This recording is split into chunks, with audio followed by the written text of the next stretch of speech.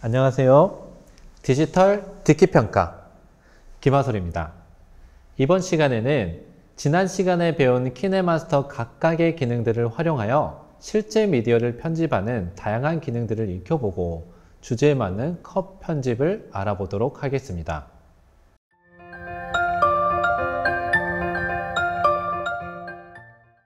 미디어 편집입니다. 타임라인에 필요한 미디어 소스를 불러들여와 미디어 소스들을 편집해 보도록 하겠습니다. 이 시간에는 미디어 편집의 모든 부분을 다루되 편집할 때 가장 많이 사용되는 부분들을 좀 더 안내 드리도록 하겠습니다. 미디어를 불러들이면 때로는 화면 안에서 클립이 너무 작아 보이기도 하고 때로는 너무 길어서 편집이 어려운 경우가 있습니다. 이것을 확대할 때는 두 손가락으로 벌리면 됩니다. 그리고 축소할 때는 두 손가락으로 오므리면 타임라인에서 클립이 축소되는 것을 볼 수 있습니다. 이때 클립의 길이에는 영향을 주지 않습니다. 클립 순서 바꾸기입니다. 클립을 선택하고 2초 정도 누르고 있으면 클립이 흔들리면서 타임라인에서 튀어나온 듯해 보입니다. 이때 선택한 클립을 드래그해서 원하는 위치에 옮깁니다. 클립 트림하기입니다. 불러온 영상 클립의 일부분을 자를 때는 여러 가지 방법이 있습니다. 우선 타임라인에서 클립을 선택합니다. 클립을 선택하면 노란색 사각 상자가 생기는데 양 끝에 뭉툭한 선이 보입니다. 이때 손으로 원하는 쪽으로 드래그를 하면 클립이 줄어들거나 늘어납니다. 이때는 실제로 영상의 길이가 변화합니다. 클립의 양 끝을 손으로 드래그해서 편집하는 경우는 정확성에 한계가 있습니다. 이때는 트림 분할 기능을 이용하는데요. 클립을 선택합니다. 오른쪽 상단의 가위 모양의 트림 분할 버튼을 누릅니다. 플레이 헤드의 왼쪽을 트림합니다. 플레이 헤드를 기준으로 왼쪽이 전부 잘려져 나갔죠? 다시 왼쪽 상단에 되돌리기 버튼을 눌러서 원상태로 복구하고 트림 분할을 눌러 보겠습니다. 이번에는 플레이 헤드의 오른쪽을 트림해 보겠습니다. 오른쪽이 사라졌습니다. 슬립 기능입니다. 클립의 길이는 그대로 두고 클립의 시작과 끝점을 조절하는 기능입니다. 음악과 효과음, 자막 등 편집이 어느 정도 완료된 상태에서 일반적으로 사용합니다. 클립을 선택합니다. 오른쪽 상단에 슬립 버튼을 누릅니다. 좌우로 움직여 보겠습니다. 클립이 슬립되었습니다. 믹서입니다. 믹서에서는 음량을 조절할 때 사용합니다. 믹서 버튼을 누릅니다. 스피커를 100%에서 0으로 내리면 소리가 사라집니다. 속도입니다. 클립을 느리게 혹은 빠르게 재생시킬 때 사용합니다. 같은 장소에서 오랜 시간 동안 촬영된 영상이거나 혹은 슬로우 모션처럼 강조하고 싶을 때 사용할 수 있습니다. 기본 영상은 이렇게 되어 있는데요.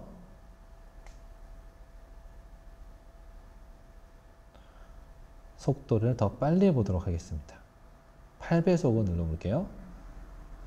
이때 음성이 같이 되어 있는 상태에서 배속을 늘리게 되면 소리가 깨지는 소리가 납니다. 그럴 때는 음소거 버튼을 써서 소리를 사용하지 않는 것도 좋은 방법 중에 하나입니다.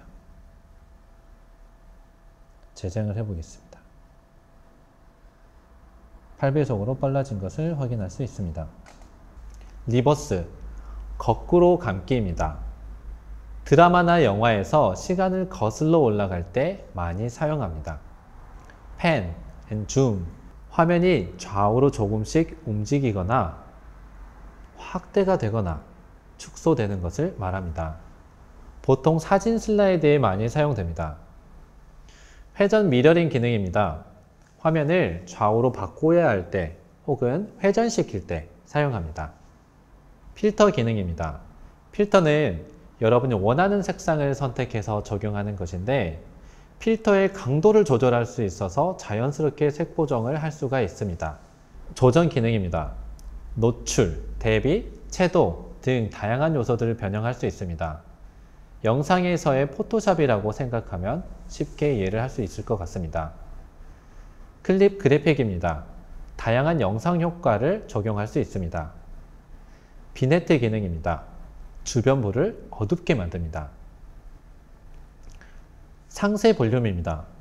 믹서에서는 일괄적으로 사운드를 조절했지만 상세 볼륨에서는 클립에서 일정 부분의 사운드를 키우거나 줄일 수 있습니다. 이퀄라이저입니다. 사운드에 다양한 효과를 입힐 수 있습니다. 잔향 효과입니다.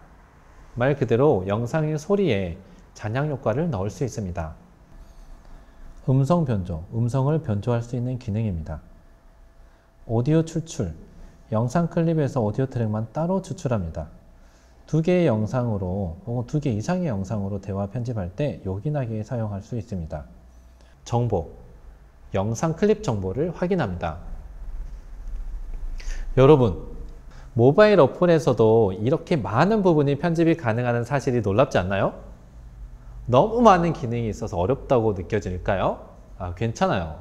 이 기능들은 여러분이 아하, 이런 기능이 있구나 하고 기억만 하고 있으면 됩니다. 여러분이 만드는 영상 프로젝트에 따라서 필요한 경우에 사용하면 더욱 여러분이 연출하고 싶은 영상이 만들어질 것입니다.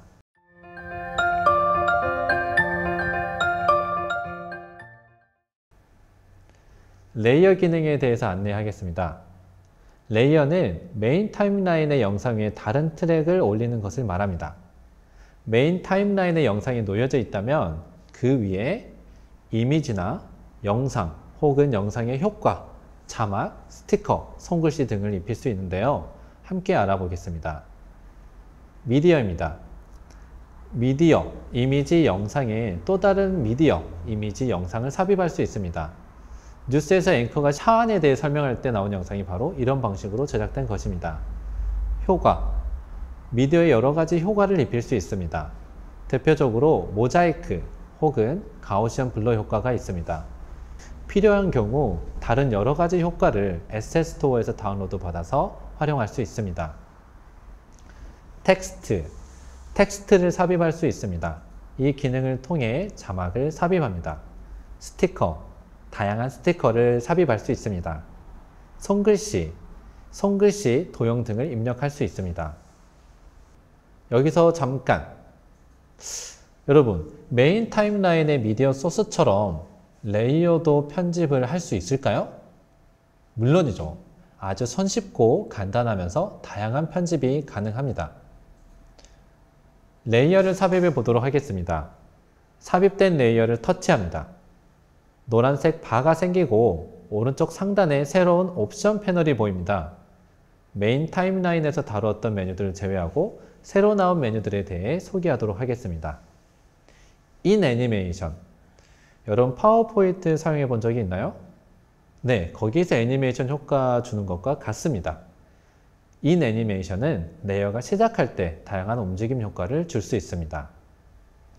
애니메이션, 애니메이션이 재생되는 동안 움직임 효과를 줄 수 있습니다. 아웃 애니메이션, 레이어 재생이 끝날 때 다양한 움직임 효과를 줄 수 있습니다.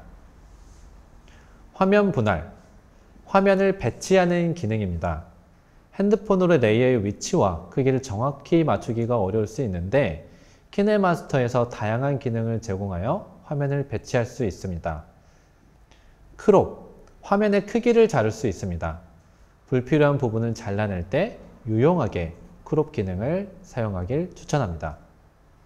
크로마키, 특정 색을 변경하는 기능을 말합니다. 일반적으로 배경을 다른 배경으로 바꿀 때 사용합니다. 알파, 불투명도입니다. 추가한 레이어의 투명도를 설정할 수 있는데요. 자막이나 영상의 경우 기존 미디어 소스와 노출과 색상이 너무 다른 경우 어색한 느낌이 날 수 있습니다.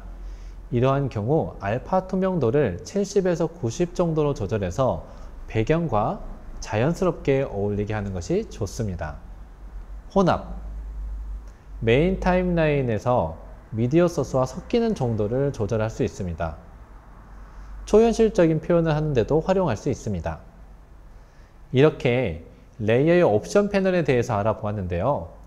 많은 기능이 있지만 앞서 미디어 편집 기능을 소개할 때처럼 이 경우에도 필요한 기능들만 선택적으로 사용하면 됩니다.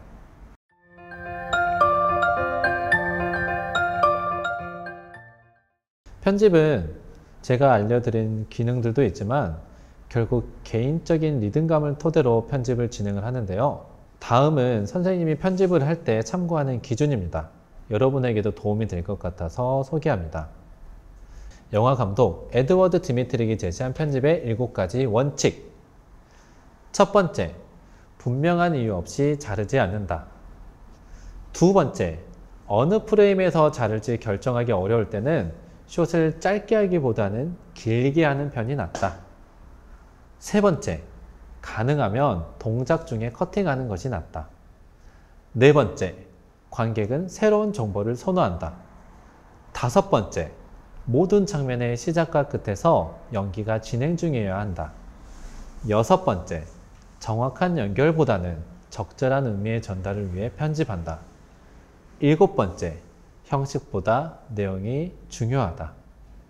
이 원칙을 기준으로 씬 하나를 편집하는 것을 시연해 보도록 하겠습니다. 선생님이 아이들과 만든 드라마 형태의 영상인데요. 여기서 어떻게 편집하는지 보여주도록 할게요. 이렇게 한 여학생이 젠가를 하고 있고 뒤에 친구들이 놀고 있습니다.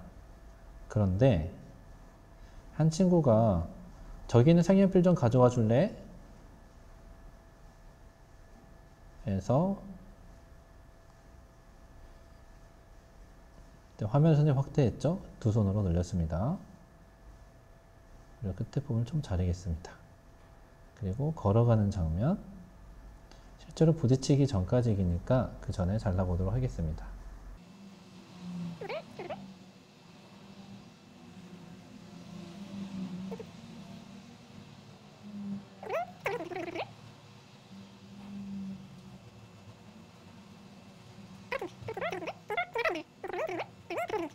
이제 한번 재생을 해볼게요.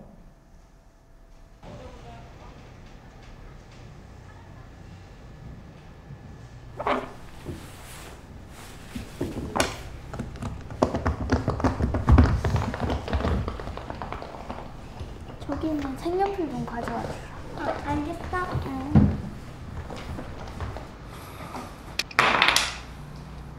아, 진짜.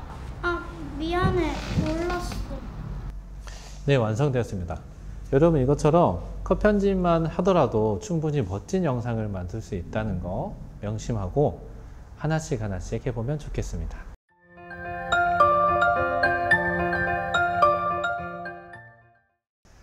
이렇게 이 시간에는 미디어 편집과 레이어 기능들을 하나씩 모두 살펴보았습니다. 이 작은 모바일 편집기에서 생각보다 많은 기능들이 담겨서 놀랍지 않았나요? 영상을 향유하는 소비자도 좋지만 지금 배우고 있는 영상 편집 기술들을 활용해서 창작자로 거듭나 보는 것은 어떨까요? 선생님도 지금 이 영상을 보고 있는 여러분들과 똑같은 방식으로 시작했습니다. 창작의 기쁨을 함께 느껴보면 좋겠습니다.